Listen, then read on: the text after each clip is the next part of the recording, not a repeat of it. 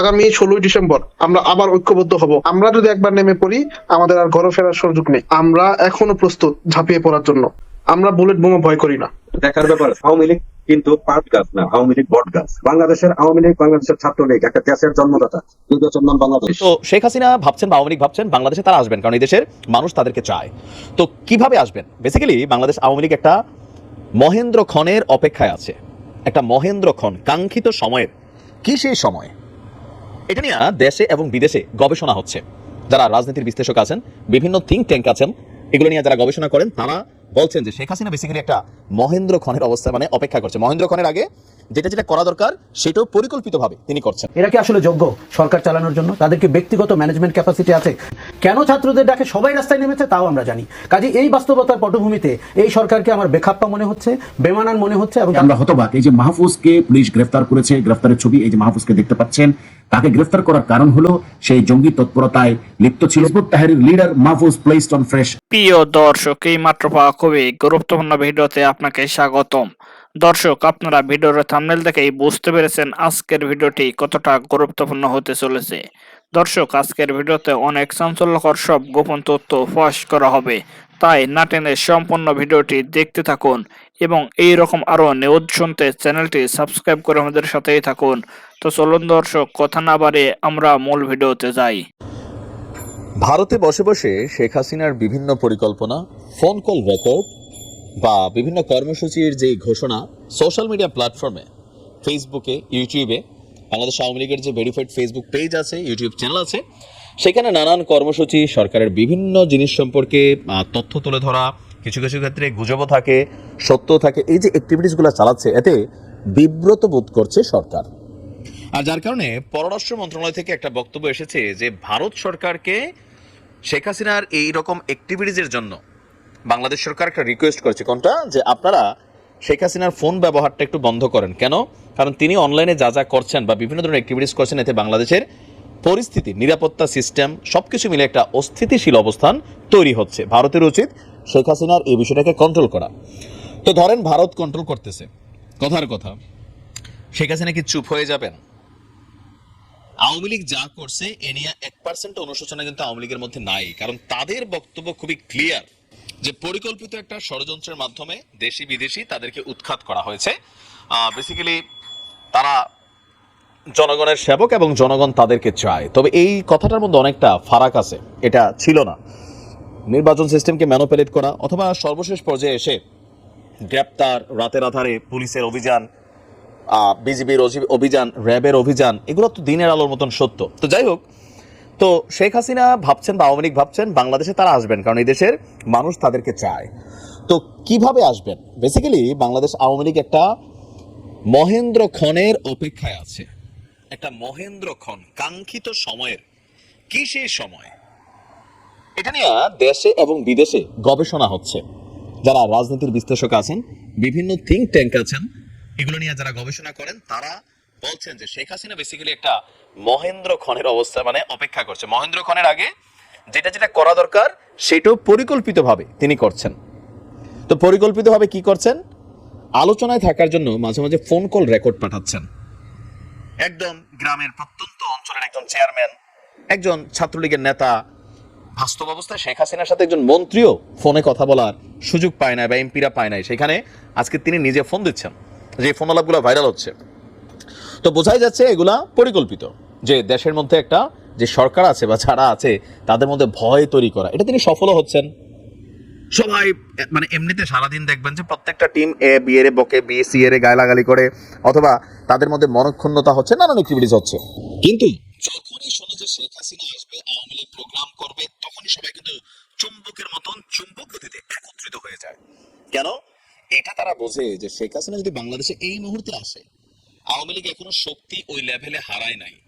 দলীয় নেতাকর্মীরা আত্মগোপনে ঘাপটি মেরে আছে, নেতা নাই, নেতৃত্ব শূন্য দল। এই কারণে কিন্তু শেখ হাসিনা পা দিলে গর্তের মধ্য থেকে পিপিলিকার মতন সব কিন্তু বের হয়ে আসবে। আর ওই পরিস্থিতিতে পুলিশ কাজ করবে না, এটা বাস্তব, চোখের সামনে।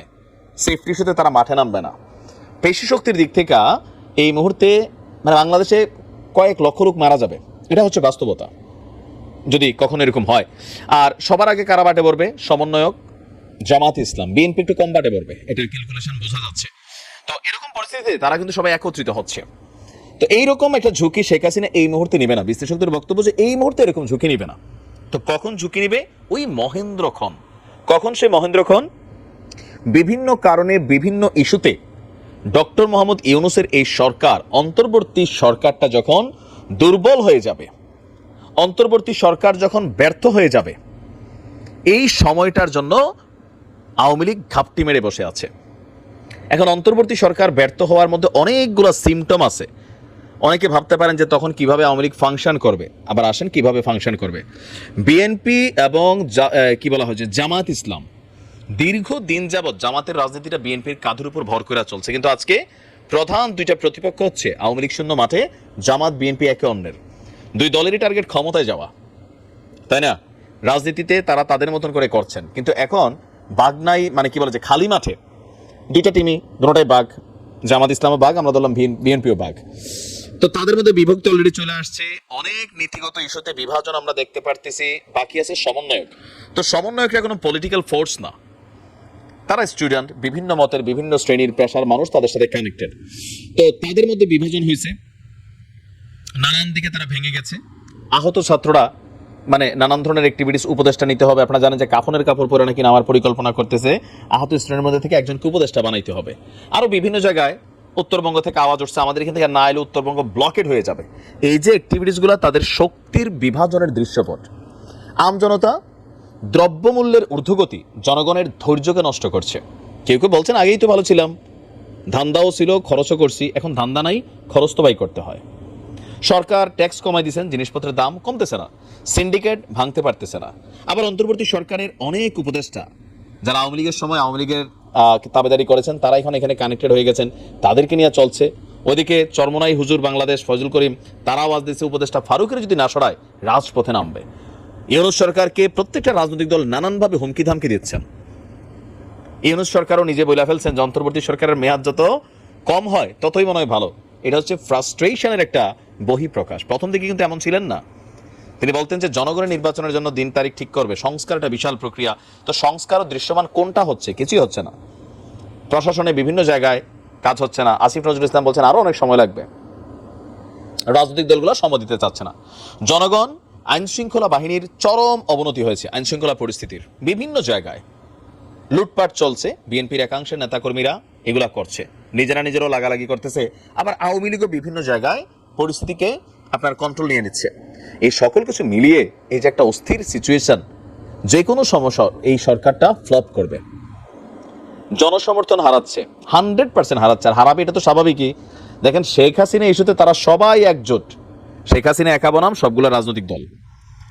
এখন যখন ক্ষমতার ইস্যু আসে 5 জন 5 পথে, যখন 5 জন 5 পথে, আওয়ামী লীগের সাথে ABCDE যে কোনোটা কিন্তু আস্তে আস্তে ঘেঁষবে। কারণ আওয়ামী লীগের তো ভোটার আছে না? আছে। এই নির্বাচনের প্রয়োজনে বিএনপি জিতাই দিবে, অথবা জামাতের সাথে যে ঠিক আছে আমরা সাপোর্টটা তোমাদেরকে দিলাম। একটা কনফিউশনে আছে 5টা দল। এরকম সিচুয়েশনে আইসা ফাইনালি হঠাৎ করে যেদিন অন্তর্বর্তী সরকার ব্যর্থ হবে, তখন আবার আওয়ামী লীগ ওই যে রাখাল এবং বাঘের গল্পটা একদিন বলছিলাম, সেরকম কিছু ঘটবে বলে রাজনৈতিক বিশ্লেষকরা নানানভাবে নানানজন মত দিচ্ছেন। হুট করে তখন শেখ হাসিনা দেশে আসতেও পারে, আইসা দিনে জেলেও যাবেন। কিন্তু শেখ হাসিনা দেশে আসা, জেলে যাওয়া এই সরকারের জন্য এই পরিস্থিতিতে এটাকে কন্ট্রোল করা খুবই হার্ড সিচুয়েশন। যারা বলছেন রাজপথে জীবন দেব, যে জীবন কে কতবার দিবেন, যখন আওয়ামী লীগ ফেস করবে, এখন তারা কিন্তু ক্ষমতায় নাই, সরকার নেই। সরকার থাকলে জবাব দিতে আছে, বিরোধী দল তো তার জবাব দিতে নাই। তখন এই দেশে অনেক মানুষ মারা যাবে, এরকম একটা পরিস্থিতি তৈরি হয়ে যাবে। আর এটা ক্ষমতার জন্য আওয়ামী লীগ করবে, এটা হচ্ছে বাস্তবতা। এখন এর ভিন্ন রকমও ঘটতে পারে। পজিটিভ দিক এমনও হতে পারে যে ডক্টর মোহাম্মদ ইউনূসের সরকার ফাংশন করেছেন, খুব দ্রুত তিনি পরিস্থিতি কন্ট্রোলে নিয়েছেন, আইন শৃঙ্খলা বাহিনীর উন্নতি হচ্ছে, দ্রব্যমূল্যের দাম কমে যাচ্ছে, সমন্বয়করা একত্রিত হয়ে গেছেন, বিভাজন নাই। এগুলা যদি হয় তাহলে আওয়ামী লীগের ওই অপেক্ষাটা শেষ হবে না। এর আগে নির্বাচন। দেশবাসীকে নিয়ে গর্ববোধ করেন খালেদা জিয়া। খালেদা জিয়া দেশবাসীকে নিয়ে গর্ববোধ করেন বলে জানিয়েছেন বিএনপির ভারপ্রাপ্ত চেয়ারম্যান তারেক রহমানের পররাষ্ট্র বিষয়ক উপদেষ্টা হুমায়ুন কবির। শুক্রবার 15 নভেম্বর সন্ধ্যায় গুলশানের বাসভবনে হুমায়ুন কবির স্বাস্থ্যের খোঁজ নিতে গেলে একথা বলেন খালেদা জিয়া। হুমায়ুন কবির বলেন, জনগণ ঐক্যবদ্ধভাবে স্বৈরাচার হাসিনার পতন ঘটানোয় দেশবাসীকে নিয়ে গর্ববোধ করেন বেগম খালেদা জিয়া।